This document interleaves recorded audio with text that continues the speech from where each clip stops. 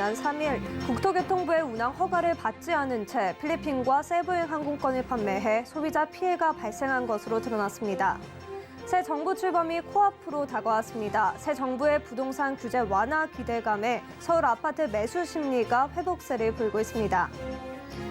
기업 공개 대우로 꼽혔던 SK쉴더스가 결국 상장을 철회했습니다.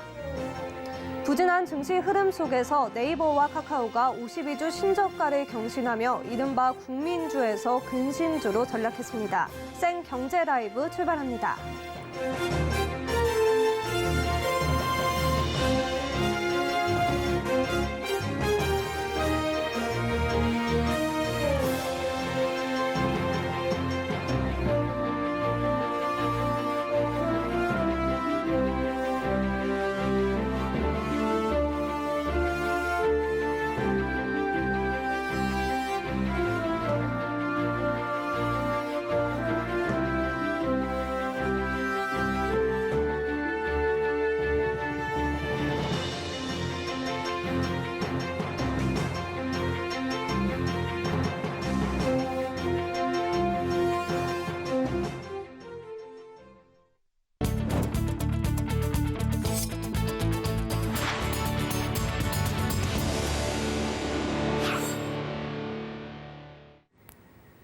시청자 여러분 안녕하십니까? 센 경제 라이브 최민정입니다.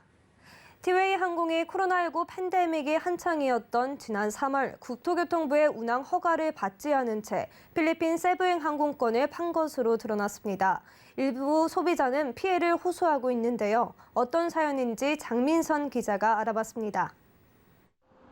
올해 3월 티웨이 항공에서 대구 세부행 비행기표를 산 A씨. 코로나19 상황 속 여행을 떠난다는 기쁨도 잠시. 4월 초부터 5월에 모든 세부행 항공이 결항됐다는 소식을 티웨이 항공으로부터 들었습니다. A씨는 티웨이 항공으로부터 6월 항공편이 뜬다는 얘기를 들었다면서 현지 리조트와 다이빙샵 등 예약했던 곳에 추가 비용을 들여 날짜를 변경했다고 설명했습니다. 하지만 티웨이 항공 예약 일정을 확인해보니 6월 대구 세부 노선은 전부 매진된 상황. 대구 세부 같은 경우는 오픈이 되셨었습니다만 현재는 항공기 운항기 변경이 있을 수 있는 상황, 그러니까 이제 결항이 될 수 있는 상황이라서 신규 예약이 막혀 있는 상황이세요. A씨는 결국 여행 무산으로 인해 금전적 피해를 봤다고 호소하고 있습니다. 서울경제TV 취재 결과 국토부는 지난 4월 국제선 운항 단계적 회복을 위해 세부 노선을 승인했고 5월부터 운행하도록 했습니다. 티웨이 항공은 3월 당시 정부 승인도 안 난 상황에서 국제선표를 팔았던 겁니다. 근데 보통 업계에서 코로나 이후로 특히 그렇게 하고 있거든요. 어떻게 보면 불확실하지만 그래도 당장 허가를 받고 나서는 뭐 1, 2주 만에 비행기를 띄워야 되는 건데 그러면 또 모객이 안 되니까 그렇게 했었는데 이게 계속 한 달 단위로 이게 나오다 보니까 지금은 그렇게 하고 있어요. 전문가들은 이 같은 피해가 한 명은 아닐 것으로 예상된다며 소비자들의 주의를 당부했습니다.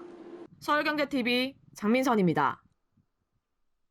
서울 지역 아파트값이 15주 만에 상승 전환했습니다. 지난주 주춤했던 아파트 매수 심리 또한 상승하는 분위기인데요. 본격적인 차기 정부의 출범을 앞두고 부동산 정책 규제 완화 기대감 때문으로 풀이됩니다. 보도에 이지영 기자입니다. 다음 주 새 정부의 출범을 앞두고 서울 집값이 상승세로 돌아섰습니다. 한국부동산원에 따르면 이번 주 서울 아파트 매매 가격은 지난주와 비교해 0.01% 올랐습니다. 지난 1월 24일 이후 하락과 보합을 유지하다 15주 만에 상승세로 돌아선 겁니다. 강남과 서초는 각각 0.01%, 0.05% 올랐고 지역개발 기대감이 있는 용산구도 0.04%를 기록하며 상승세를 지속하고 있습니다. 다만 토지거래 허가구역인 송파구는 마이너스 0.01%를 기록해 하락세가 이어졌습니다. 규제 완화 기대감이 큰 재건축 지역이나 대출 규제와 상관없는 15억 원 초과 초고가 단지 위주로 호가가 오르면서 서울 전체 가격이 상승한 것으로 풀이됩니다. 그리고 주택과 관련된 여러 가지 대출이나 세제 등의 그 규제가 강해서 최근까지 하락세였던 이제 서울 집값이 새 정부 출범의 기대감으로 인해서 상승 전환된 걸로 좀 보여지는데요. 아파트 매수 심리 또한 한 주 만에 다시 상승했습니다. 다만 매매 수급 지수가 여전히 기준선보다 낮은 91.2를 기록해 여전히 집을 사려는 사람보다 팔려는 사람이 많은 상황이 이어지고 있습니다. 서울경제TV 이지영입니다. 주단위 기업 공개 대어로 꼽혔던 SK쉴더스가 결국 상장을 철회했습니다. 글로벌 거시경제 불확실성이 심화되면서 기관 수요 예측 부진이 발목을 잡았습니다. 김혜영 기자입니다. SK쉴더스가 금융감독원에 기업 공개 철회 신고서를 제출했습니다. 앞선 기관 투자자 수요 예측에서 저조한 성적표를 거두며 직격탄을 맞은 겁니다. SK쉴더스는 공모가를 기존 희망가 하단보다 20%가량 낮은 2만 5천 원으로 낮춰 증시에 입성하는 방안도 고려했지만 기관 투자자들의 마음을 얻기에는 역부족이었습니다. 결국 기관 경쟁률은 200대 1에 그쳤습니다. 몸값 고평가 논란을 잠재우는데 실패한 겁니다. 앞선 SK쉴더스의 기업 가치는 희망 공모가 상단 기준 최대 3조 5천억 원, 보안업계 1위인 S1보다 매출과 영업이익은 낮은 데 반해 기업 가치는 더 높게 잡은 겁니다. 이에 증권가에서는 몸값 부풀리기 아니냐는 지적이 이어졌습니다. 대내외 환경도 녹록지가 않습니다. 미국이 기준금리를 0.5%포인트 올리는 빅스텝 여파를 피해가지 못한 겁니다. 돈줄 죄개에 나선 미국으로 글로벌 유동성 축소 우려가 일며 해외 기관 투자자들의 투자 심리도 얼어붙었습니다. SK쉴더스는 글로벌 거시경제의 불확실성이 심화해 투자 심리가 급격히 위축됐다며 재반 여건을 고려해 기업 가치를 온전히 평가받을 수 있는 시점에 다시 추진하겠다는 입장을 밝혔습니다. 한편 모 회사인 SK스퀘어의 주가도 4.1% 하락해 분할 재상장 이후 최저가를 기록했습니다. 서울경제TV 김혜영입니다. 최근 부진한 증시 흐름에 국내 성장주들이 맥을 못 추고 있습니다. 국민주였던 네이버와 카카오가 52주 신저가를 경신하며 근심주로 전락했습니다. 앵커 리포트입니다. 네이버와 카카오가 장중 52주 신저가를 갈아치웠습니다. 간밤 나스닥 급락 여파에 성장주가 직격탄을 맞은 모습입니다. 연초와 비교하면 네이버는 28.71%, 카카오는 26.55% 떨어졌습니다. 러시아와 우크라이나 사태, 양적 완화와 기준금리 인상 등 돈줄 재개에 나선 미국까지 불확실한 대내외 환경이 악재로 꼽힙니다. 특히 미국의 국채금리 급등이 성장주의 발목을 잡고 있습니다. 통상 성장기업의 주가는 미래의 현금 흐름이 반영돼 있기 때문에 국채금리가 오르면 미래 수익에 타격을 줘 주가가 떨어집니다.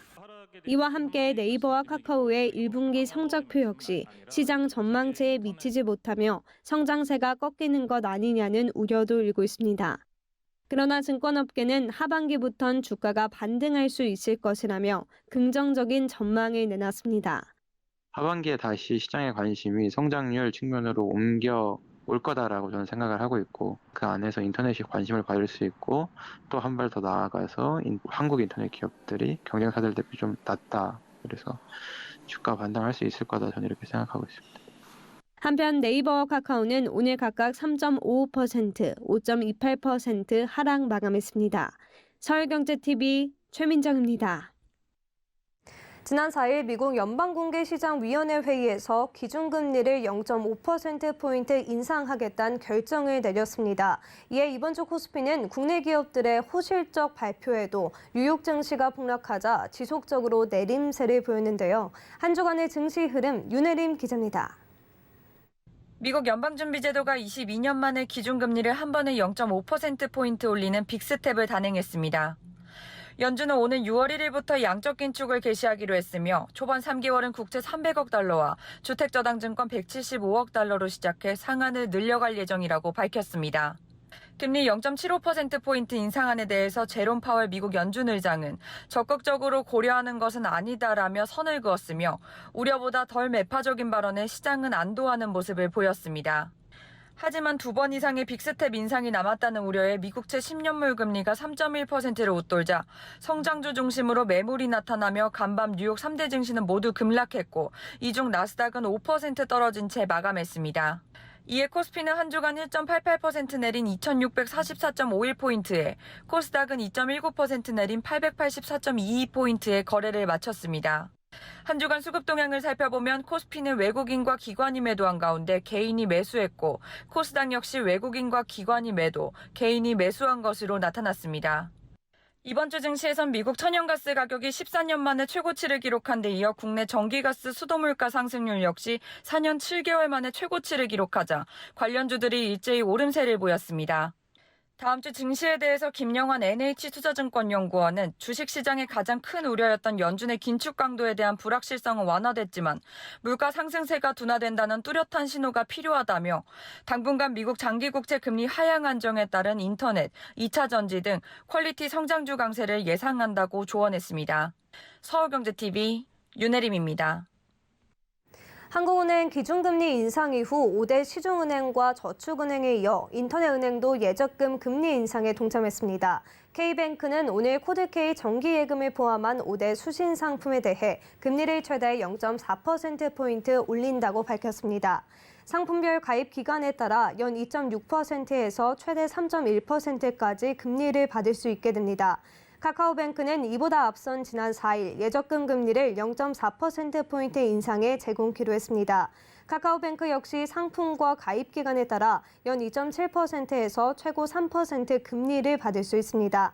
인터넷 은행들이 수신금리 인상에 동참하면서 시중은행들의 예적금 금리는 2%대 후반을 기록하고 있습니다.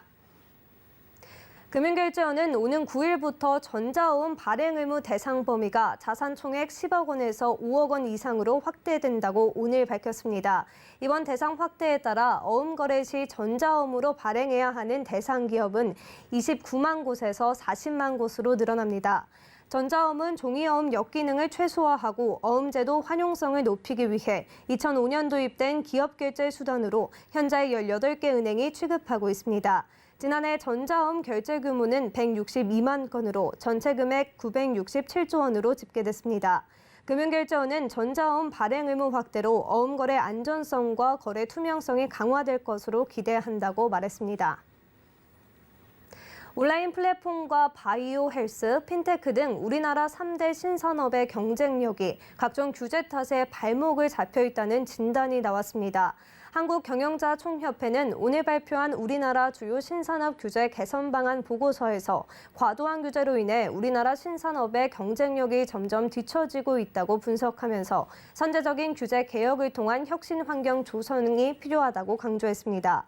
이영준 경총본부장은 디지털 전환과 잠재 성장률 하락이 빨라지면서 신산업 분야의 규제 개혁은 더는 미룰 수 없는 시대적 과제가 됐다며 부처별 중복, 칸막이 규제를 해소하고 국민 편익 증대와 투자 및 고용 창출을 고려한 범부처 차원의 규제 개혁을 추진해야 한다고 밝혔습니다. SK스퀘어가 올해 암호화폐 발행 계획을 밝히며 가상자산 시장 진출을 알렸죠. 여기에 SK텔레콤과 손잡고 AI, 메타버스 경쟁력을 강화해 넥스트 플랫폼을 선점하겠다는 포부를 밝혔습니다. 보도에 김수빈 기자입니다. SK스퀘어가 올해 안으로 암호화폐 발행을 추진합니다. 앞서 SK스퀘어는 가상자산 거래소 코빗 지분을 인수하며 암호화폐 시장을 정조준해왔습니다. 지난 3월에는 블록체인 태스크포스를 가동해 암호화폐 발행 작업에 착수했습니다. 만일 연내 암호화폐를 발행하게 된다면 국내 10대 그룹 계열사 가운데 최초로 발행하게 되는 겁니다. 여기에 AI 메타버스 등에도 적극 투자하며 미래사업 경쟁력을 키우고 있습니다. SK스퀘어는 오늘 SKT와 글로벌 게임사 핵인에 총 500억 원을 투자한다고 밝혔습니다. SKICT 패밀리로 불리는 두 회사는 이번 투자로 핵인의 3대 주주로 올라섰고 전략적 투자자로서 최대 지분을 보유하게 됐습니다. 핵인은 2017년부터 지금까지 총 4개의 게임을 글로벌 론칭한 회사로 최근 메타버스 요소를 갖춘 한국판 로블록스 플레이투게더가 주목받고 있습니다. SK스퀘어는 탈중앙화와 참여자 중심 경제 시스템을 표방하는 웹 3.0 시대를 맞아 넥스트 플랫폼 선점에 나서고 있습니다. 넥스트 플랫폼인 그 메타버스와 블록체인 등의 투자를 가속화하고 있습니다. SK 관계자들과 연내 암호화폐 발행을 추진해 SK ICT 서비스와 연동을 계획하고 있습니다. 아울러 SKT도 이번 투자를 계기로 게임 콘텐츠를 키우는 등 AI와 메타버스를 합친 아이버스 사업을 더욱 강화한다는 방침입니다. 서울경제TV 김수빈입니다. 치킨업계가 일제히 가격을 올리며 치킨값 2만 원 시대가 됐습니다. 가맹점 수익 개선을 위한 불가피한 결정이라는 입장이지만 코로나19로 수혜를 입으며 일제히 사상 최대 실적을 달성한 가운데 단행한 인상이라 여론은 악화되고 있습니다. 문다혜 기자입니다. 치킨값이 일제히 올랐습니다. 지난해 말 BHC와 교촌치킨에 이어 이달 BBQ가 치킨 전 메뉴 가격을 일괄 2,000원씩 인상했습니다. 대표 메뉴인 황금 올리브 치킨은 2만 원, 황금 올리브 닭다리는 2만 1,000원입니다. 앞서 교촌치킨은 지난해 11월 7년 만에 품목별 가격을 500원에서 2,000원 올렸고 이어 12월 BHC가 1,000원에서 2,000원 인상했습니다. 당시 BBQ는 서민 물가를 고려한다며 가격 동결을 선언했으나 5개월 만에 돌연 인상을 택했습니다. 특히 윤은근 제너시스 BBQ 회장이 치킨은 3만 원 정도 돼야 한다고 말해 논란이 일어난 지 한 달여 만입니다. 여기에 BBQ는 가맹점에 공급하는 원부자재 50종 납품 가격도 올리기로 했습니다. 노랑통닭도 가격 인상 대열에 합류했습니다. 노랑통닭은 이달 2일부터 메뉴 가격을 1,000원에서 2,000원 올렸습니다. 치킨업계는 가맹점의 수익성 개선을 위한 불가피한 선택이라는 입장이지만 소비자들의 반응은 싸늘합니다. 치킨업계가 일제히 사상 최대 실적을 기록한 가운데 단행된 인상이기 때문입니다. 치킨은 코로나19로 배달 수요가 급증하며 특수를 노린 대표적인 업종. 치킨업계 빅3의 작년 매출 합산액은 1조 3천억 원을 돌파하며 각사마다 사상 최대 실적을 갈아치웠습니다. 사상 최대치를 기록한 2020년보다 12.7% 오른 수치입니다. 서울경제TV 문다혜입니다.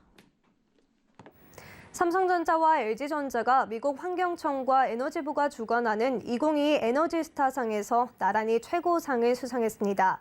에너지스타상은 미국 정부가 2만여 개의 기업과 단체를 대상으로 에너지 저감, 에너지스타 인증 활용 활동 등을 평가해 수여하는 상입니다.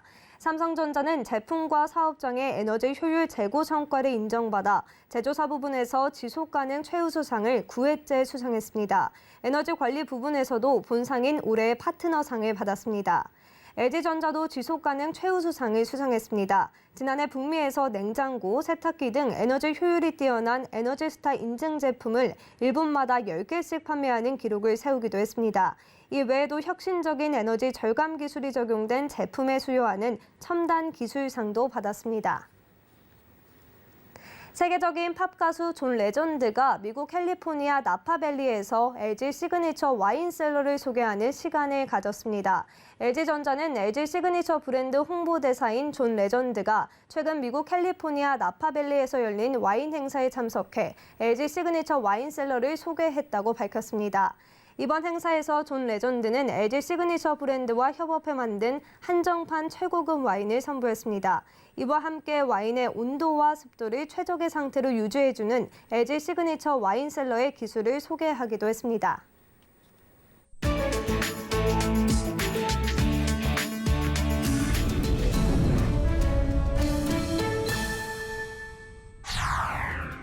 세계적인 축구 스타 디에고 마라도나의 셔츠가 714만 파운드, 하나로 약 112억 원에 판매되며 스포츠 기념품으로는 경매가 신기록을 세웠습니다.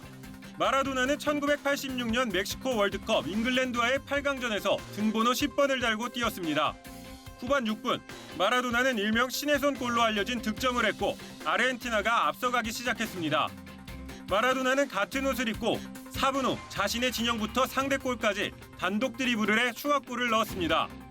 잉글랜드 미드필더 스티브 하지는 경기 후 마라도나의 유니폼을 받았고 지난달 잉글랜드 축구 박물관에 전시된 지 19년 만에 셔츠가 경매에 올려진 겁니다. 브람 바흐터 소더비 스트리트웨어 및 모던 수집품 책임자는 이 역사적인 셔츠는 스포츠 역사뿐만 아니라 20세기 역사에서 가장 중요한 순간을 실감나게 상기시켜준다고 설명했습니다. 세계 최고령자로 인정받은 일본 여성 다나카 카네씨가 목표치인 120세에 몇 달이나 못 미치는 119세를 일기로 타계했습니다. 1903년 1월 2일 태어난 다나카 할머니는 보드게임 오셀로 하는 것을 좋아했고 초콜릿과 탄산음료를 좋아했습니다. 다나카 할머니는 116세였던 2019년에 기네스북에 의해 최고령 생존자로 인증됐습니다. 다나카 할머니는 언론을 통해 자신은 삶을 즐기고 있으며 120살까지 살기를 희망한다고 말했습니다. 하지만 다나카 할머니는 4월 19일 일본 남부 후쿠오카에 있는 병원에서 노안으로 별세했습니다. 후쿠오카현 하토리 세이타로 씨는 성명에서 올해 말 다나카 할머니와 함께 초콜릿과 탄산음료를 마시며 노인의 날을 기념할 수 있기를 고대하고 있다고 말했지만 코로나19로 인해 그 기회를 놓쳤습니다.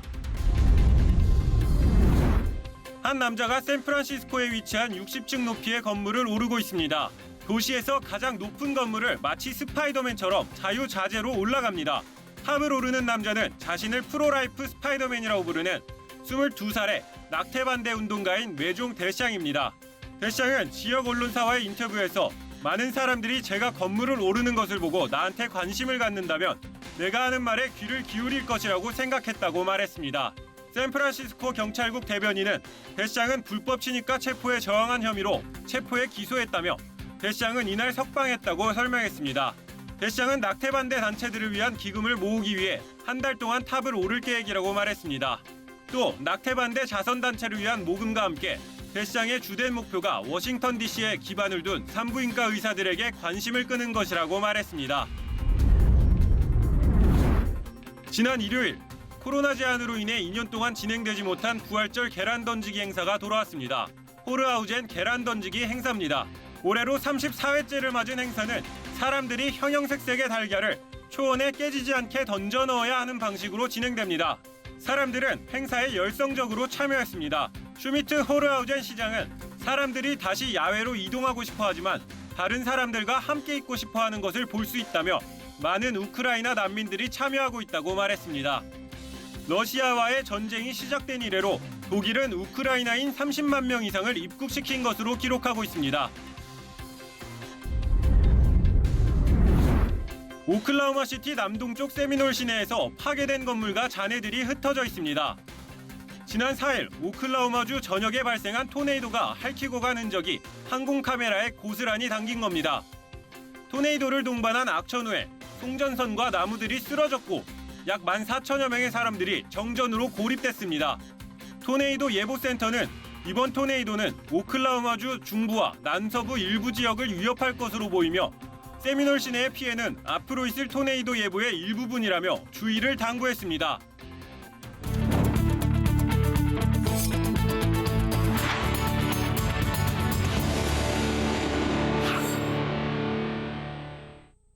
센 경제 라이브 저희가 준비한 소식은 여기까지입니다. 시청해주신 여러분 고맙습니다.